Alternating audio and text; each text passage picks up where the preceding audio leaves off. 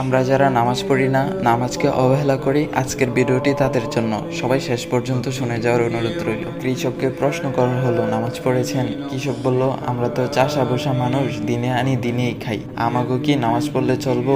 নামাজ পড়লে কাজ করম কখন? চাকরিজীবীকে প্রশ্ন করা হলো, আপনি পড়েছেন নামাজ? চাকরিজীবী বলল, আমরা তো চাকরিজীবী মানুষ, পরের চাকরি করি, সময়ের আগে ডিউটিতে যেতে হয়, নয়তো কপালে থাকে বসের চোখ রাঙ্গানি, আমাদের নামাজের সুযোগ কোথায় বলেন? এক ব্যবসায়িককে প্রশ্ন করা হলো, আপনি নামাজ পড়েছেন? ব্যবসায়িক বলল, আমি তো ব্যবসা করি, মাত্রই দোকানটা খুলেছি, নামাজ তো পড়তেই হবে, এটা তো ভালো কাজ, কিন্তু দোকান রেখে নামাজে গেলে দোকান দেখবে কে বলেন?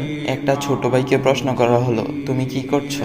সে বলল, আমি একজন ছাত্র, কলেজে পড়ি। তাকে প্রশ্ন করা হলো, নামাজটা পড়েছো তো? ছাত্র ভাই বলল, কি যে বলেন, পড়াশোনার যেই চাপ, নামাজ পড়ার সময় কই, তাছাড়া কাপড়টাও পাক পবিত্র নাই, কেমনে কি করি বলেন?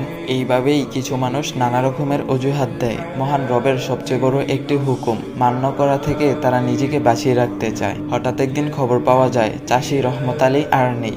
অফিসে যাচ্ছিলেন চাকরিজীবী ভাই আনোয়ার সাহেব, সময় মতো পৌঁছাতে চেয়েছিলেন, সময় তাকে সহায়তা করেনি। হঠাৎ একটি কঠিন অ্যাক্সিডেন্টে পঙ্গু হয়ে হাসপাতালে বেড়ে গেল নতুন একজন পেশেন্টের। পঙ্গু অবস্থায় কাটে আনোয়ার সাহেবের বাকি জীবন। ব্যবসায়ী মহাজন সাহেব দোকান করেই যার কাটতো সারা বেলা। ব্যবসার হিসাব কিতাব মিলাতে গিয়ে হঠাৎ করে একদিন দুপুরবেলা বুকের বাঁ পাশে উঠে গেল প্রচন্ড ব্যথা। নামাজ পড়ার সময় ছিল না যেই লোকটির, আল্লাহকে দেওয়ার মতো সময় কখনো হয়ে ওঠেনি। হ্যাঁ, তিনি হসপিটালে নেওয়ার আগে চলে গেলেন ওপারে। আর হে, ওই যে যুবক ছাত্র ভাইটি, নামাজে যার ছিল চির গাফলতি, অল্প বয়সে ক্যান্সারে সেও চলে গেলেন একদিন। বড় আশা ছিল তার জীবনকে নিজের মতো করে সাজাবে। জীবনের রং রস গন্ধে মাতাল ছিল তার মন, আল্লাহকে চেনার মতো সময় ছিল না তারও। এখন আমরা কি ভাবছি? আমরা কি সেই চাষি রহমত আলী?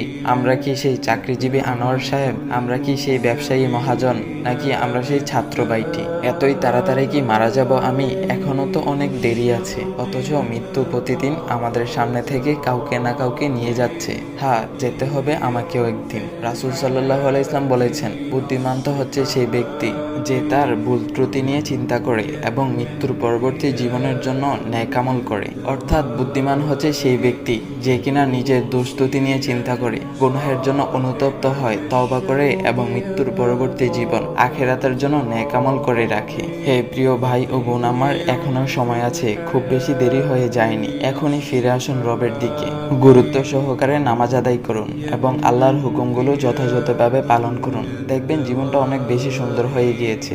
আল্লাহর পক্ষ থেকে সাহায্য আসতেছে, আর জান্নাতের নাজ নিয়ামত সেটা তো আপনার জন্যই অপেক্ষা করতেছে। আল্লাহ তাআলা আমাদের সবাইকে 5 ওয়াক্ত নামাজ পড়ার তৌফিক দান করুক, সবাই বলি আমিন। তো গাইস, এই ভিডিওটা সবাই সবার কাছে শেয়ার করে দিবা, আর এমন ইসলাম ভিডিও পাওয়ার জন্য ভাইয়ের আইডিটা ফলো করে দিয়ে যাবা। ভাইয়ের আইডি নাম হচ্ছে ইসমি নাইম। তো গাইস, নতুন কোনো ইসলাম ভিডিও আসা পর্যন্ত সবাই ভালো থাকবেন। আল্লাহ হাফেজ গাইস।